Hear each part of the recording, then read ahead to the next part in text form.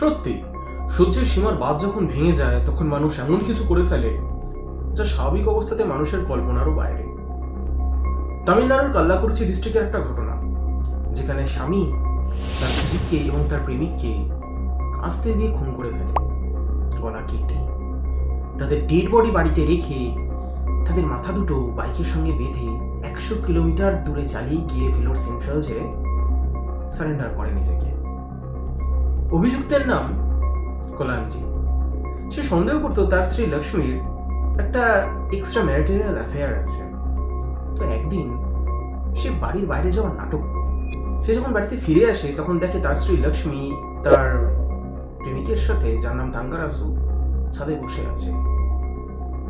জ্ঞান হারিয়ে যায়, চিন্তা ভাবনা হারিয়ে ফেলে সেই সময় কোলাঞ্জি। মাথা ঠিক থাকে না তখন তার। সে একটা কাস্তে নিয়ে দুজনের গলা নামিয়ে দেয় তাদের শরীর থেকে। সত্যি বড় নৃশংস ঘটনা।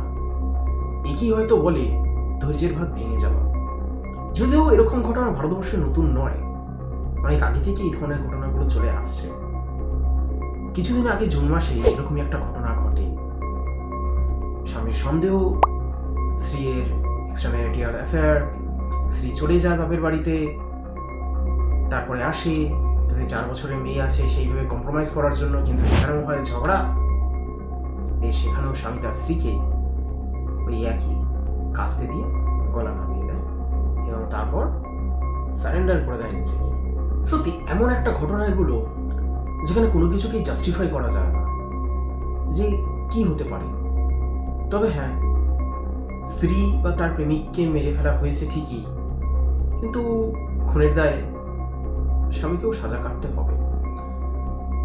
তবে এই ধরনের ঘটনাগুলো নিয়ে আপনাদের কি মনে হয় সেটা কমেন্টে জানাবেন।